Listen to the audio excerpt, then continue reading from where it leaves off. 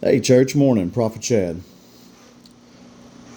What does it mean to look at something objectively?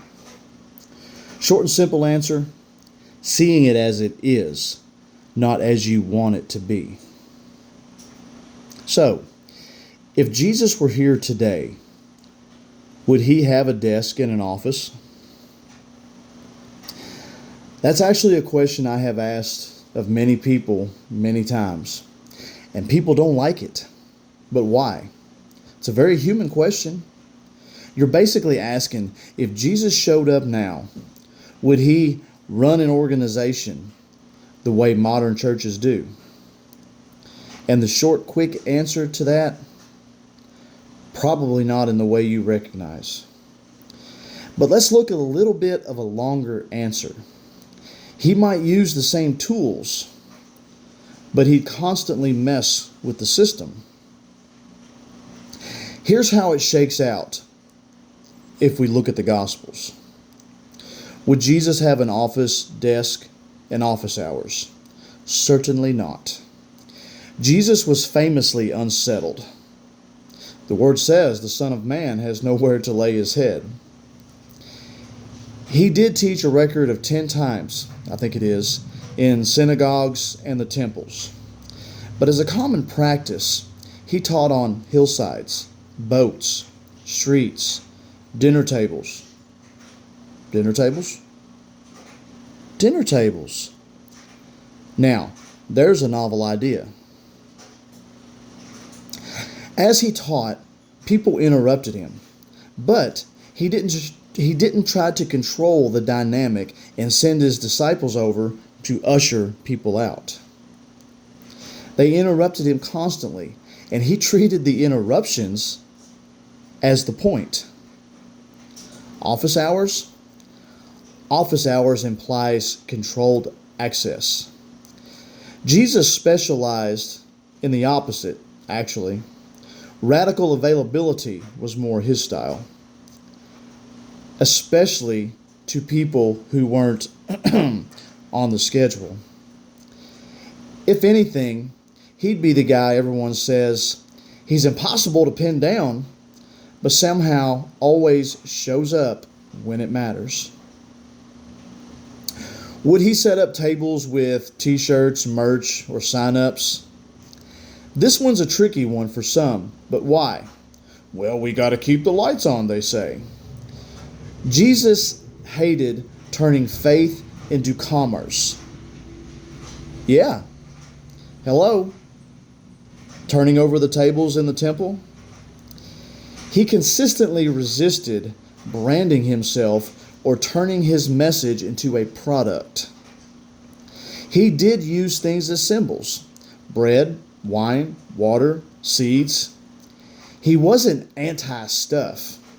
He was just anti-stuff replacing love, grace, and mercy. So would Jesus sell Jesus t-shirts? Certainly not. Would he sit at a table giving away food, sharing stories, inviting people into something deeper with zero pressure to buy in? Yeah, now that sounds like my Jesus. That feels very on brand for him. Would he have an annual telethon, newsletter, or big organized campaigns to raise money? I doubt it. And if there was one, he'd subvert it immediately.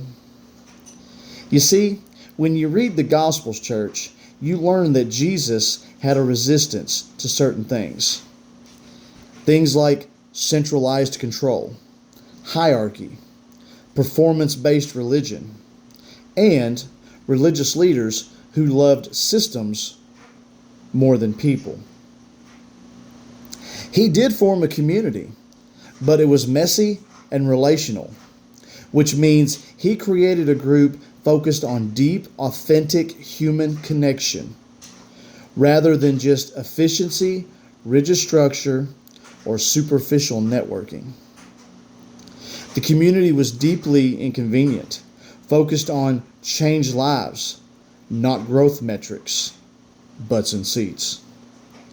If someone was to try to schedule him for the big annual Jesus event, there's a good chance he'd wander off and be found eating with people everyone else avoided. So what would he do if he was here today? Well, based on the Gospels, he'd be out in the public, not behind institutional walls. He'd spend most of his time with people the church struggles to notice. He'd make religious professionals deeply uncomfortable. He'd use modern tools without letting them define him. He'd keep asking questions that make neat and tidy answers impossible. And he'd still say things like, "You've mastered the structures, but missed the heart." The uncomfortable takeaway, church, is this. A lot of what today's church does isn't evil. It's just administrative survival. But Jesus never tried to enhance or streamline for preservation of operations. He focused on love, truth, and transformation, even when it blew things up. So if Jesus was to walk into a modern-day church office, I suspect that he would be kind, then quietly ask something devastating like, "Who is all this for?" Love you all.